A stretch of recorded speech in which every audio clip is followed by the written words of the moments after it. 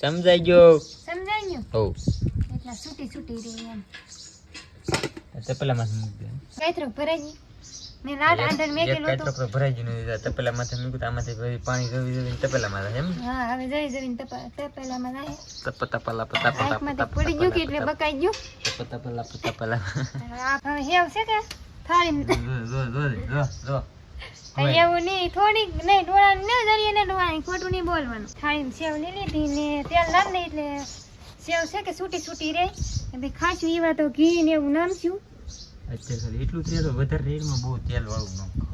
તેલ પાછું એટલું નામવું પડે છે ને બે પાડવા તેલ નહીં દીધું બે પાડવા જ નહીં આમાં હા રેડી આપણે બની ગઈ છે સેવ બની ગઈ ભાઈ ઘી નાખીને મોરસ નાખીને